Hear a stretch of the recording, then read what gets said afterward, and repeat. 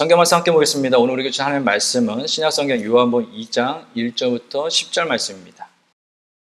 찾으셨으면 제가 봉독합니다. 사흘째 되던 날 갈릴리 가나에 혼례가 있어 예수의 어머니도 거기 계시고 예수와 그 제자들도 혼례의 청함을 받았더니 포도주가 떨어진지라. 예수의 어머니가 예수에게 이르되 저들에게 포도주가 없다 하니 예수께서 이르시되 여자여 나와 무슨 상관이 있나이까? 내 때가 아직 이르지 아니하였나이다. 그의 어머니가 하인들에게 이르되 너희에게 무슨 말씀을 하시든지 그대로 하라 하니라. 거기에 유대인의 정결 예식을 따라 두세 통 드는 돌 항아리 6이 놓였는지라. 예수께서 그들에게 이르시되 항아리에 물을 채우라 하신즉 아귀까지 채우니 이제는 떠서 연회장에 갖다 주라 하심에 갖다 주었더니 연회장은 물로 된 포도주를 맛보고도 어디서 났는지 알지 못하되 물도는 하인들은 알더라. 연회장이 신랑을 불러 말하되 사람마다 먼저 좋은 포도주를 내고 취한 후에 낮은 것을 내거늘 그대는 지금까지 좋은 포도주를 두었도다 하니라. 아멘. 오늘은 채우라 하신즉 아귀까지 채우니라는 제목으로 하나님의 말씀 대언하겠습니다. 그리스도로서의 공생을 시작하신 예수님께서는 베드로와 빌립 그리고 나다나엘과 요한의 제자 2명을 제자로 부르셨습니다. 그리고 제자들을 데리고 북쪽 갈릴리로 이동하셔서 결혼잔치에 참석하셨습니다. 오늘 보면 1절 2절입니다. 사흘째 되던 날 갈릴리 가나에 혼례가 있어 예수의 어머니도 거기 계시고 예수와 그 제자들도 혼례의 청함을 받았더니 예수님께서 예루살렘에서 약 100km 떨어진 북쪽 갈릴리의 가나 지역까지 이동하셨는데 사흘째 되던 날에 도착하셨습니다. 예수님께서 어린 시절부터 공생의 초반까지 갈릴리 나사렛에서 성장하며 또한 생활하셨습니다. 가나의 정확한 현재 위치는 알 수는 없으나 대략적으로 나사렛에서 약 5에서 6km 떨어진 곳으로 우리가 추정하고 있습니다. 그래서 예수님의 어머니가 어렵지 않게 가나의 혼인잔치에 참석할 수 있었던 것입니다. 당시 유대인들의 결혼잔치는 오늘 우리와는 좀 다르게 수요일부터 시작해서 일주일 동안 진행되었습니다. 신랑과 신부는 예쁜 화관을 쓰고 보석으로 장식된 옷을 입고 왕과 왕후의 대접을 받았습니다. 신랑과 신부의 친구들은 신랑과 신부를 위해 사랑의 노래를 부르며 함께 즐거워했습니다. 혼인잔치 기간 동안에는 금식과 같은 종교상의 행사도 면제가 되었습니다. 사람들은 축복된 혼인잔치집에 모여 포도주를 마시면서 기쁨을 나눴습니다. 그래서 사람들은 이와 같은 혼인잔치가 계속해서 이어지길 원했습니다. 그런데 이렇게 기쁨이 가득한 혼인잔치에 문제가 발생합니다. 오늘 본문 3절입니다. 포도주가 떨어진지라 예수의 어머니가 예수에게 이르되 저들에게 포도주가 없다 하니. 잔치집에서 포도주가 떨어진 것입니다. 당시에 혼인잔치 같은 이런 잔치집에서 포도주가 얼마나 중요했는지 이와 같은 우스갯말도 있었다 합니다. 혼인집에 신랑은 빠져도 포도주는 빠졌어도 안 된다라는 거예요. 그러니까 신랑보다도 이 포도주가 더 중요하게 생각할 정도로 이 포도주라는 것은 혼인을 압축하는 기쁨의 상징이었다라는 것입니다. 이처럼 혼인잔치의 필수 음식인 포도주가 떨어졌다라는 것은 잔치를 관장하는 연회장은 물론 혼주와 또한 신랑이 난처하게 되었다라는 것을 의미합니다. 자칫하면 잔칫날의 흥이 한순간에 깨어질 수도 있고 잔치에 참여했던 모든 사람들이 나쁜 기분을 가지고서 이 잔치집을 떠날 수 있는 위기에 처한 것입니다. 그런 잔치집의 중대사에 예수님의 어머니가 주인처럼 나서서 그 일에 관여하게 됩니다. 이것은 그만큼 예수님의 어머니가 신랑집과 매우 가까운 사이였음을 보여주는 것입니다. 전승에 따르면 신랑은 세베대의 아들 요한이었다라고 합니다. 아버지는 세베대이고 어머니는 살로메입니다. 예수의 어머니 마리아와 살로메는 자매지간입니다. 그러니까 이 신랑과는 신랑은 예수님의 어머니 마리아의 조카가 되고 예수님과는 사촌지간이 되는 것입니다. 성경이 정확하게 이야기하고 있지 않기 때문에 정확한 사실관계는 알 수 없지만 어쨌든 예수님의 어머니 마리아가 이 혼인집에서 가장 중요하게 생각하는 이 포도주가 떨어진 이 중대사에 직접적으로 관여한 것을 보아서 우리가 짐작할 수 있는 것은 이 예수님의 어머니 마리아와 이 혼인집의 관계는 매우 가까웠다라는 사실을 우리는 알 수가 있습니다.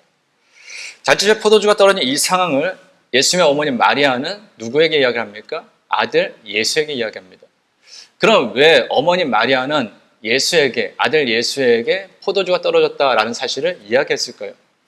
여기에는 어머니 마리아의 예수님에 대한 인식이 나옵니다. 예수님이 누구인지에 대해서 가장 잘 아는 사람은 이 세상에 예수님의 어머니 마리아 외에는 없습니다. 다른 사람은 예수님께서 남녀 관계없이 성녀를 잉태했다라는 것을 들은 거예요. 누군가의 말을 통해서 들은 것입니다. 천사의 말을 통해서 들었든지 누군가의 말을 들은 거죠. 그런데 유일하게 예수님의 어머니 마리아는 남녀의 관계없이 성령으로 자신의 아들 예수가 잉태되고 출산된 것을 직접 경험한 사람입니다. 그러니까 다른 사람과는 다르게 예수님께서 자신의 아들 예수가 특별한 존재로 태어났다는 것을 이 어머니 마리아는 누구보다 잘 알고 있었죠. 그래서 이 어머니 마리아는 예수가 적어도 다른 사람과는 좀 다른 특별한 존재, 최소 선지자 이상은 될 것이다 라는 생각을 가지고 있었습니다. 이것이 예수의 어머니 마리아의 아들 예수에 대한 인식이었어요.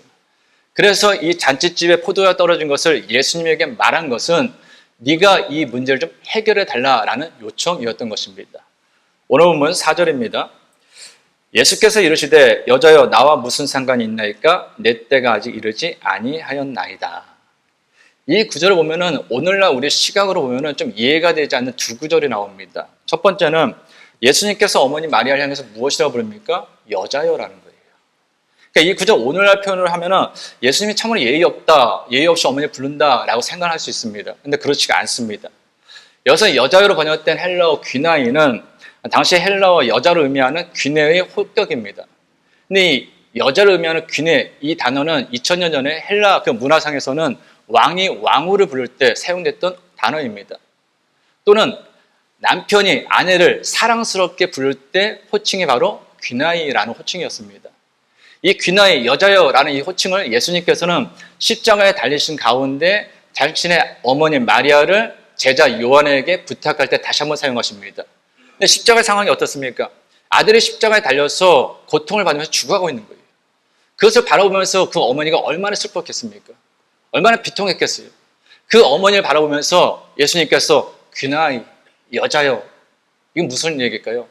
가장 사랑스러운 표현으로, 가장 안타까운 표현으로, 가장 귀하게 여기는 표현으로 사용했다라는 것을 우리는 짐작할 수 있습니다. 또 한 가지는 나와 무슨 상관이 있나이까 라는 거예요. 이것은 좀 무례한 대답 같아요. 예수님께 어머니가 그래도 믿고서 이 잔치에 포도주 떨어졌어 이렇게 하는데 나와 무슨 상관이 있습니까? 나와 무슨 상관이 있습니까? 이렇게 얘기할 수 있죠. 이렇게 들었을 때 좀 무례하다라고 생각할 수 있습니다. 근데 이어지는 예수님의 대답 속에서 우리가 알 수 있는 것은 무엇입니까? 내 때가 아직 이르지 아니하였다라는 거예요. 그러니까 예수님께서 신적인 능력을 행할 때가 아직 아니다라는 거예요. 예수님께서는 지금 그리스도로서 공생애를 갓 시작했습니다. 이제 막 시작하신 거예요. 앞으로 몇 년 동안 하나님 나라의 복음을 전파하시면서 고난과 죽음, 부활과 승천을 통해서 하나님의 구원 계획을 이루셔야 되는데 지금은 아직 그때가 아니라는 겁니다. 내가 신적인 능력을 나타낼 때가 아니다라는 그 의미에서 나와 무슨 상관이 있나이까라고 대답을 하신 것이죠. 오늘 본문 5절입니다. 그의 어머니가 하인들에게 이르되 너희에게 무슨 말씀을 하시든지 그대로 하라 하니라. 여기서 하인으로 번역된 헬라어 디아코노스는 시종 드는 사람, 섬기는 자를 의미합니다. 또한 다른 말로는 명령을 수행하는 사람, 수행원, 대사를 의미하기도 합니다.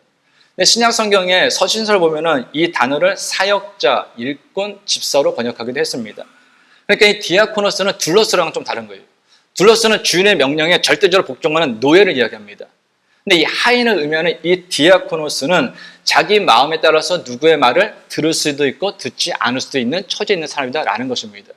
그래서 예수님께서는 하인들에게, 예수님의 어머니 마리아는 하인들에게 예수님께서 무슨 말씀을 하시든지 그 말씀대로 하라고 신신당부했던 것입니다. 오늘 본 6절입니다. 거기에 유대인의 정결 예식을 따라 두세 톤 드는 돌 항아리 6이 놓였는지라. 유대인의 집에는 정결 예식을 향한 그 물 항아리가 놓여져 있었습니다. 외출하고 돌아왔을 때 또한 식사를 하기 전에 또한 말씀을 묵상하기 전에 기도하기 전에 항상 이 물로 씻었습니다.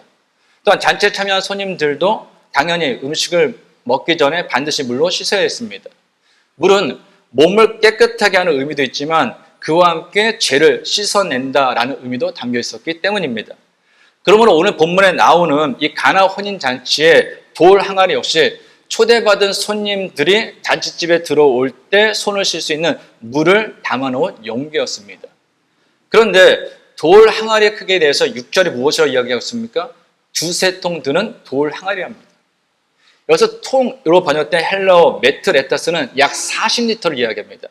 그러니까 두세 통은 80에서 120리터가 되는 거예요. 그러니까 80에서 120리터면 이거 평균적으로 하면 100리터가 됩니다. 그러니까 이 가나 혼인집에 있는 이 돌 항아리 하나는 100리터의 물을 담을 수 있는 크기의 항아리였더라고요. 그게 몇 개가 있었다고요? 6개. 그러니까 모두 총합하면은 이 가나 혼인잔치에 있는 돌 항아리는 모두 600리터 이상의 물을 담을 수 있는 항아리가 있었다라는 것입니다.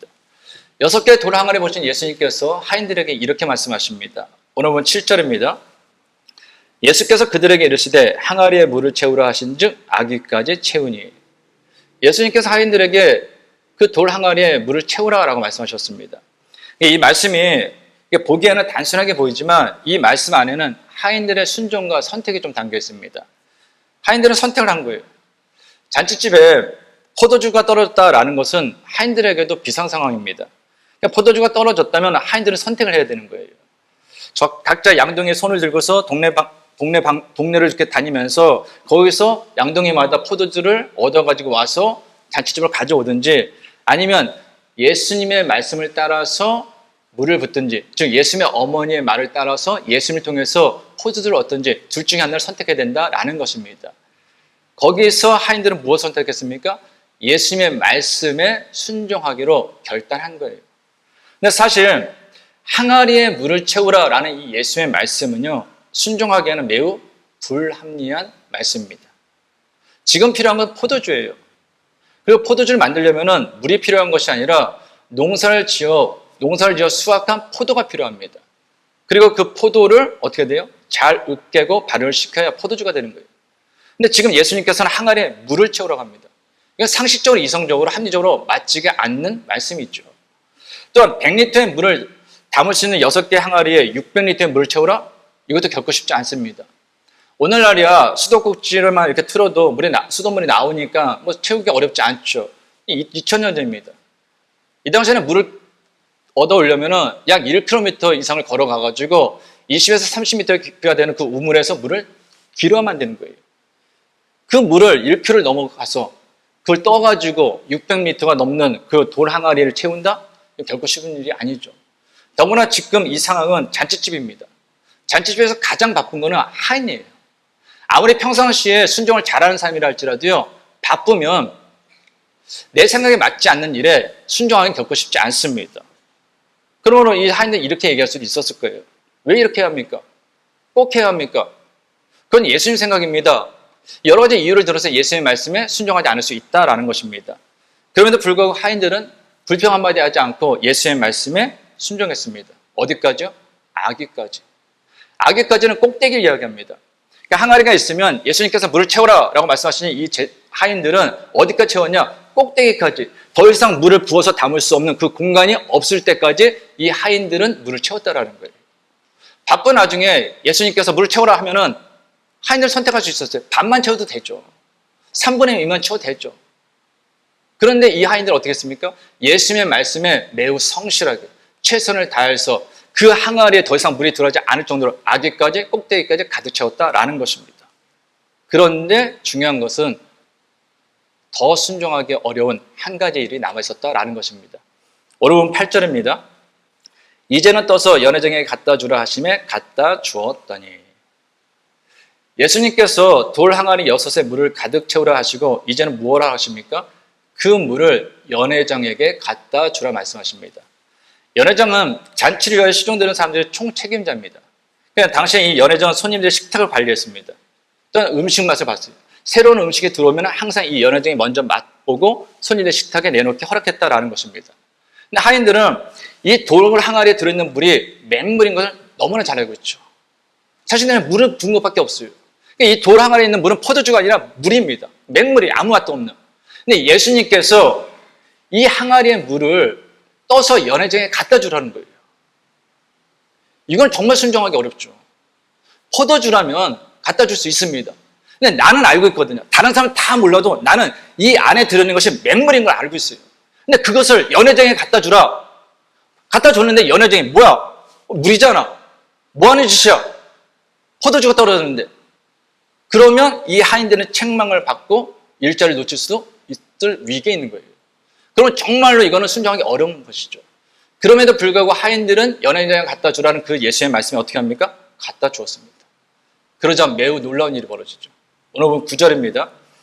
연회장은 물로 된 포도주를 맛보고도 어디서 났는지 알지 못하되 물도는 하인들은 알더라. 연회장이 신랑을 불러. 연회장의 하인들이 갖다 준 물로 된 포도주를 맛보고 놀랐습니다. 어디서 이렇게 좋은 최상급의 포도주를 놨는지 그는 알 수가 없었어요. 그래서 그 출처가 궁금해서 신랑을 부릅니다. 오늘 10절입니다.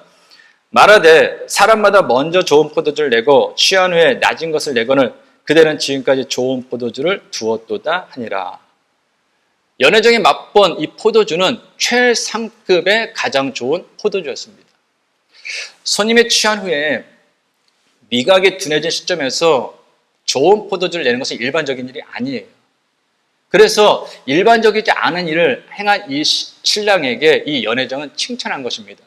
물론 잔치집에서 기쁨이 넘치는 결혼식 잔치집에서 처음부터 손님들에게 질 낮은 포도주를 내놓지는 않았을 것입니다. 이 결혼식을 준비한 혼주나 신랑은 최상의 포도주를 준비했을 거예요. 자신들이 할 수 있는. 그런데 여기서 얘기하는 건 뭐예요? 예수님께서 예수님에 의해서 물이 포도주가 된 물이 변화의 포도주가 된 이 포도주가 그만큼 지금까지 맛볼 수 없었던 최상급 등급의 최고의 품질의 포도주였음을 이야기하는 것입니다. 위기에 놓인 가나 혼인잔치에 이전보다 더욱더 큰 기쁨이 찾아올 수 있었던 것은 천지를 창조하신 전능하신 손으로 물을 포도주로 바꾼 변화시킨 주님의 은혜가 있었기 때문입니다. 그런데 천지를 창조하신 전능하신 손으로 물을 포도주로 바꾸는 주님의 은혜를 경험할 수 있었던 것은 항아리에 물을 채우라 하면 아기까지 채우고 연회장에게 갖다 주라 하면 갖다 주었던 하인들의 순종이 있었기 때문입니다. 사람들은 합리적이고 이성적이고 상식적이야 순종할 수 있다라고 이야기합니다. 사람들은 또한 내게 유익이 돼야 순종할 수 있다라고 생각합니다. 근데 오늘 본문을 보니까 그게 아니에요. 하인들은 항아리에 물을 채우라. 이제는 떠서 연회장에 갖다 주어라. 그 말씀에 순종했던 것은요. 예수의 말씀이 합리적이거나 이성적이거나 상식적이거나 자신들에게 유익이 되기 때문에 한 것이 아니다라는 것입니다. 오히려 예수의 말씀은 합리적이지 않았죠. 이성적이지 않았죠. 상식적이지 않았습니다. 자신들에게 유익이 되는 것도 아니었어요. 그 물을 떠다가 넣고 또한 그 항아리에 있는 물을 연회장에 갖다 주는데 그것이 물이면 이 하인들은 연회장의 책망을 받고 일자리를 놓칠 수 있었다라는 것입니다. 그러니까 우리가 일반적으로 생각했을 때 지금 하인들의 한 행동은 불합리적인 거예요. 이성적이지도 않은 거예요. 상식적이지도 않은 거예요. 내게 유익이 되는 것도 아니다라는 거예요. 그럼에도 그들은 예수의 말씀에 순종했습니다. 어떻게 그럴 수 있었을까요? 이유는 하나예요. 예수님을 신뢰했기 때문입니다. 하인들은 예수님을 신뢰했어요. 예수님을 믿었습니다. 예수님에 대한 믿음과 신뢰에 의한 하인들의 순종이 가나 혼인잔치에 잃어버릴 뻔한 그 기쁨을 다시금 회복시켜 준 것입니다. 이처럼 순종이라는 것은요, 믿음이 있을 때, 상대방에 대한 믿음과 신뢰가 있을 때만 그 말을 순종하여 행할 수 있다라는 것입니다. 열왕기 5장에 보면은 아람의 군대장관 나아만이라는 사람이 나옵니다. 근데 성경은 이 나아만이 큰 용사라고 그래요. 담대한 사람이라고 합니다. 근데 반면 성경은 이 나아만이 나병에 걸려서 몸이 썩어가고 있는 참으로 불쌍한 사람이다라고 이야기합니다. 그러던 어느 날 이 집에 있던 어린 소녀, 즉 하녀가 이런 얘기를 하는 거예요. 내가 살고 있던 그 사마리아에는 내가 섬기던 하나님의 선지자 엘리사라는 사람이 있는데 그 사람이라면 당신의 나병을, 내 주님의 나병을 깨끗하게 치유할 수 있습니다. 라는 그 얘기를 해요. 나아만은 그 나병에서 얼마나 간절히 치유받고 싶었겠습니까? 날마다 내 몸이 썩어가고 있는 거예요. 내 살이 썩어가고 있는 거예요. 그래서 이 어린 소녀의 말을 들은 이 나아만은 수행원들과 함께 이 사마리아 엘리사가 있는 곳으로 떠납니다. 자, 그런데 성경에 보면은 자신의 병을 고침받기 위해서 찾아온 이 나아만을 대하는 엘리사의 행동에 대해서 다음과 같이 증거합니다. 열왕기하 5장 10절입니다. 엘리사가 사자를 그에게 보내 이르되 너는 가서 요단강에 몸을 7번 씻으라 내 살이 회복되어 깨끗하리라 하신지라. 엘리사는 먼 길을 찾아온 나아만을 만나주지도 않았습니다. 만나주지 않고 메신저 사람을 보내서 단지 한마디만 해요. 내 몸을 요단강에서 7번 씻으라는 거예요. 요단강에 몸을 7번 씻으라라는 이 엘리사의 말을 들은 나아만의 반응에 대해서 성경 또한 다음같이 증거합니다. 열왕기하 5장 11절 12절입니다. 나아만이 노하여 물러가며 이르되 내 생각에는 그가 내게로 와서 서서 그의 하나님 여호와 이름을 부르고 그의 손을 그 부위 위에 흔들어 나병을 고칠까 하였도다. 다메섹강 아바나와 바르바름 이스라엘 모든 강물보다 낫지 아니하냐. 내가 거기서 몸을 씻으면 깨끗하게 되지 아니하랴 하고 몸을 돌려 분노하여 떠나니. 나아만은 먼 길을 찾아온 자신을 엘리사가 나와서 정중히 맞이해 줄 것을 기대했어요. 그리고 어떻게 해요? 여호와 이름을 부르면서 자신의 상처의 부위에 손을 얹고서 안수하면서 상처를 치유해 줄 것을 기대했다라는 거예요. 그런데 엘리사는 만나주지도 않았어요. 한마디 떡 하는 겁니다. 요단에 가서 7번 몸을 씻어. 그럼 깨끗해질 거야. 그 말을 들으니까 이 나아만 화가 났습니다. 요단에 가서 씻을 거면은 내가 사는 다메섹에는 더 좋은 강물, 더 깨끗한 강물이 많은데 그럼 거기에 가가지고 차라리 내가 몸을 씻는 것이 나병을 깨끗하게 낫는 게 낫지. 못해 저 더러운 요단에 가서 내가 몸을 씻어. 이 생각하면서 분노했다라는 거예요. 그리고 떠납니다. 근데 우리가 이 나아만, 엘리사의 말에 대해서 반응하는 이 나아만의 행동에 대해서 우리가 좀 놓치지 말고 집중해서 보아야 될 한 구절의 메시지가 있습니다. 열왕기하 5장 11절 우리 다시 한번 읽습니다. 나아만이 노하여 물러가며 이르되 내 생각에는 그가 내게로 와서 나와 서서 그의 하나님 여호와 이름을 부르고 그의 손을 그 부위 위에 흔들어 나병을 고칠까 하였도다. 지금 나아만이 엘리사의 지시에 대해서 분노한 이유가 무엇입니까? 성경은 엘리사의 지시가 나아만, 내 생각과 달랐다라는 거예요. 말씀드린 것처럼 엘리사는 나아만은 어떤 생각을 했냐? 내가 가면 엘리사가 나를 정정에 맞이하고 내 병에 손을 얹고 여호와의 이름을 부르면서 안수하면서 치유해 줄 것을 기대했어요. 생각했다라는 거예요. 그런데 엘리사의 반응은 전혀 다른 겁니다. 엘리사의 지시는 나아만의 생각과 다 달랐어요. 만나주지도 않죠. 더러운 요단강에서 7번 씻으라 하죠. 그러니까 화가 난 거예요. 화가 나니 내 생각과 너무나 다른 저 엘리사의 그 말에 순종할 수 없었던 것이죠. 그래서 화가 나서 떠났다라는 거예요. 사람들이 하나님의 말씀에 순종하지 못하는 이유가 무엇입니까? 우리는 하나님께서 내 중심을 보시고 우리는 제사보다도 하나님의 말씀에 순종하는 게 더 낫다는 것도 알고 있습니다. 신앙생활하면 하나님의 말씀에 순종하는 것이 맞다, 옳다라는 것을 누구나 잘 알고 있어요. 그럼에도 불구하고요. 왜 순종하지 못합니까? 왜 순종하게 주저합니까? 이유는 하나예요. 내 생각에 하나님을 맞추려고 하기 때문이에요. 내 이성적이고 합리적이고 상식적인 내 생각, 내게 유익이 된다라고 하는 그 내 생각에 하나님을 맞추려고 하니까 나와 다른 하나님의 생각에 우리는 순종할 수 없는 것입니다.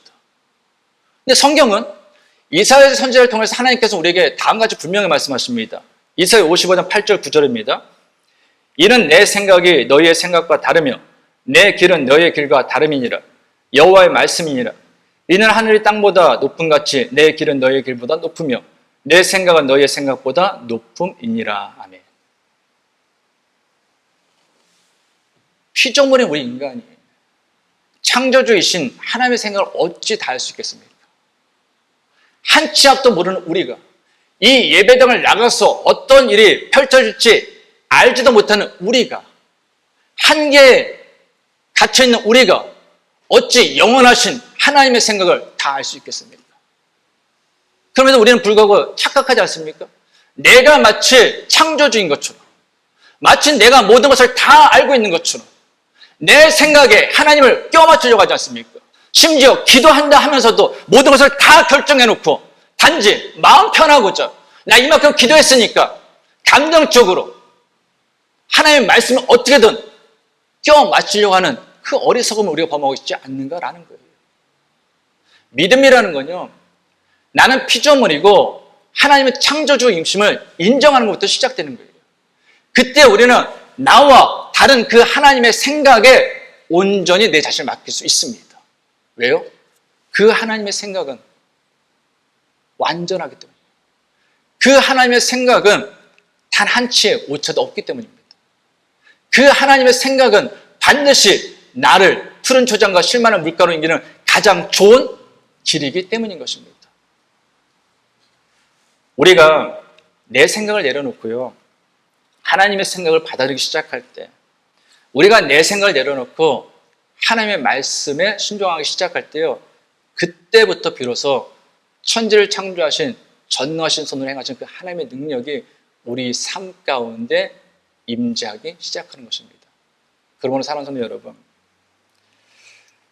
내 생각에 맞추어 하나님을 판단하고 내 생각에 맞으면 하나님의 말씀에 순종하려는 어리석음을 좀 벗어버리시고요, 가나 혼인잔치의 하인들처럼 주님이 말씀하시면 이유가 있겠지, 주님이 말씀하시면 뜻이 있겠지, 주님이 말씀하시면 계획이 있겠지, 주님의 말씀을 온전히 믿음으로 그 말씀에 나를 온전히 푹 담그고 순종함으로 여러분들이 살아가는 일상의 삶 가운데서 천지를 창조하신 전능하신 손으로 행하시는 그 주님의 능력을 경험하며 살아가는 복된 인생들이 되기를 간절히 주님의 이름으로 축원합니다.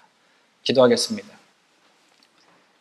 하나님 아버지, 내 생각이 너희의 생각과 다르며 내 길은 너희의 길과 다름이니라. 하늘이 땅보다 높음 같이 내 길은 너희의 길보다 높으며 내 생각은 너희의 생각보다 높음이라는 하나님의 말씀이 성경 속에 갇혀있는 말씀이 아니라 저희의 심령에 새겨진 온전한 믿음이 되기를 원합니다.